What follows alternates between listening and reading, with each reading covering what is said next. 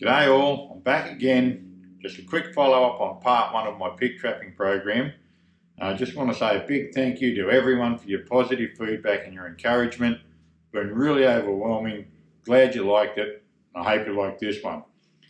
If you didn't see part one, then the video I'm doing right now probably won't make a lot of sense to you. So you'll need to go back to part one, which unfortunately goes for an hour and 10 minutes, but people seem to bear that and put up with me for that long. So go back, watch part one, and then you'll pick up what I'm talking about in this one.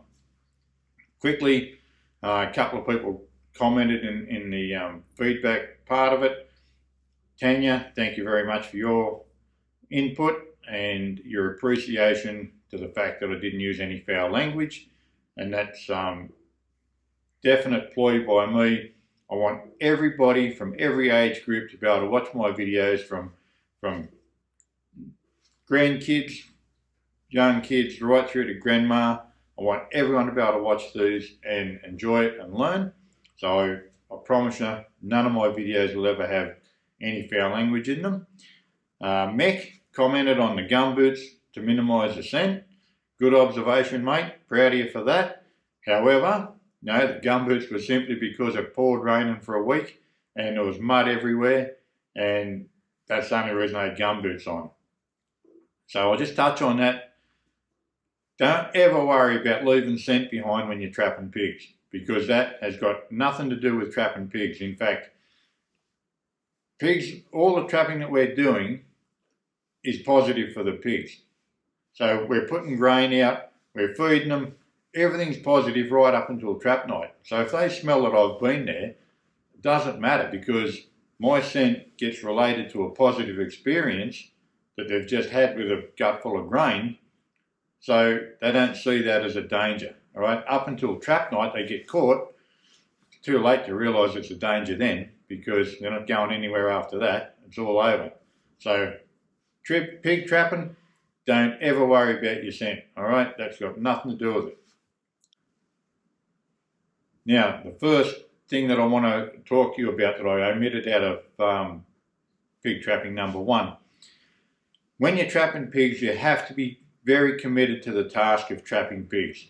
That means you've got to have good self-control and no guns, no hunting, focus on trapping. All right, if you allow people to come onto your property, if you're a landholder and you allow people to come onto your property, and you might just have to say to them, look guys, I'm trapping at the moment, come back in a month's time, give me a chance to get the population down and you can come and clean up the stragglers for me. That works great. But while you're trapping, you're trapping. Leave the gun at home, leave the dogs at home. We're trying to get these pigs quiet. We're trying to lure them in, suck them in, get them quiet, and then that's how we trap a big number of pigs. Anything contrary to that, where you're shooting at them, chasing them with dogs, is very counterproductive, and that will have a major impact on your overall result with your trapping program. There'll always be a pig to shoot, there'll always be a pig to chase with a dog, whatever you want to do, but to get the bulk of the numbers down, we need to concentrate on trapping. So have good self-control. When you start feeding pigs and you're there every day, it's highly likely that you're going to turn up to feed the pigs and they'll be there waiting for you. That happens probably more often than not. That's where you have to have good self-control. Don't ever have the attitude, oh, if I shoot 2 or 3, that's 2 or 3 I don't have to trap. Because if there's 10 in the mob and you shoot 2 or 3, the other 7 you'll probably never get. All right? If you just be patient, feed them, you'll trap the whole lot. Guarantee you that. So always have good self-control and keep that in mind. Another part I didn't touch on that I should have is PPE, your personal protective equipment.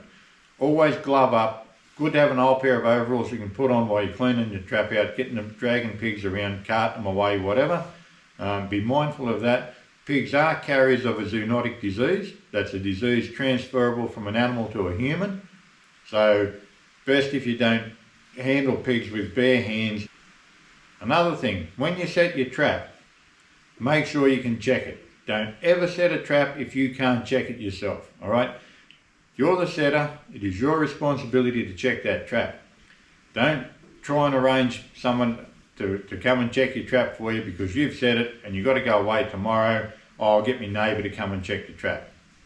Don't fall for that, because if they forget, they get tied up, called away to another job, whatever the case may be, they've let you down, you've got pigs in the trap, no one to check it, not on. If you can't check it, don't set it. And I don't care whether you're putting a pig trap, a dingo trap, or a mouse trap behind the fridge, that's the #1 rule. If you can't check it, don't set it.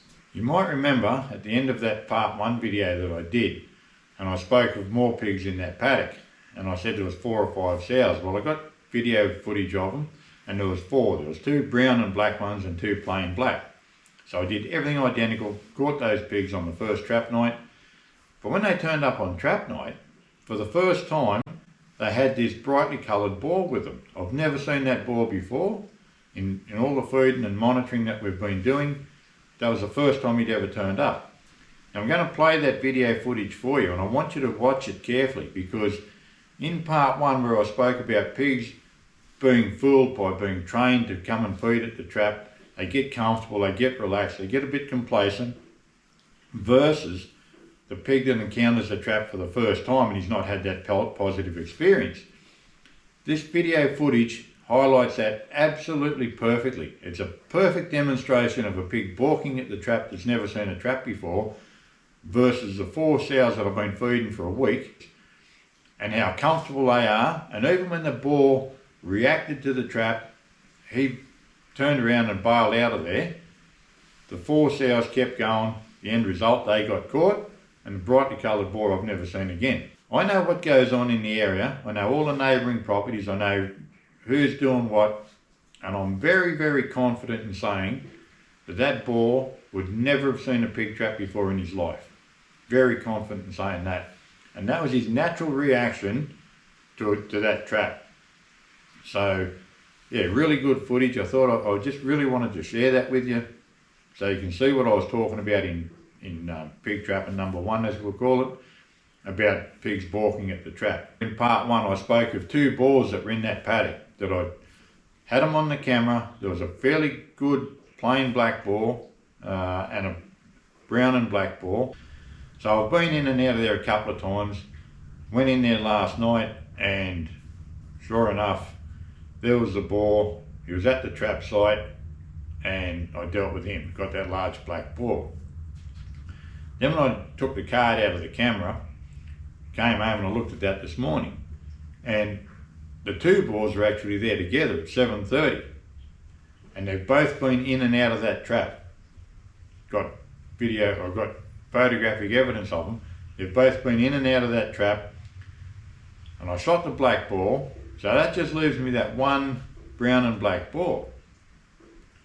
So I've set the trap for tonight, and knowing that I've only got 1 pig to catch, I've demonstrated now on how to set the trap when you're only after 1 or 2 pigs, with the tripwire going directly to the back and not where we had it in part 1. When I'm only trying to catch 1 pig, I only need a little trap area. I only need that little corridor.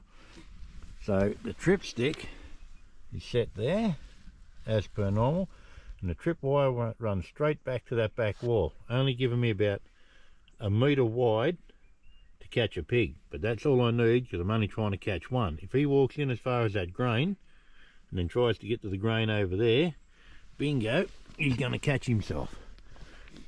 So that's what it'll look like from above here. Double check everything, magnets on the door, corners tied up, everything good. I've also moved our trail camera right in here onto that tree to give you that look. I've set it on 2-minute video with a 5-second delay, and the reason I think we didn't catch much action before is the metal panels on the trap were affecting the ability of the camera to detect the movement through that. So no fault of the camera, more the fault of the operator. So I've moved it right over here. Hopefully that doesn't interfere with it tonight, because I've got it really close, and we'll see how we go. But you probably won't see the result of this little trapping episode, because I'm going to launch part 2 tonight, and the result won't be until tomorrow morning. Talk soon, guys. Keep you posted. So while I'm talking about a part 3, I'm putting one together now on how I deal with those solitary boars, those really nocturnal, hard to get boars.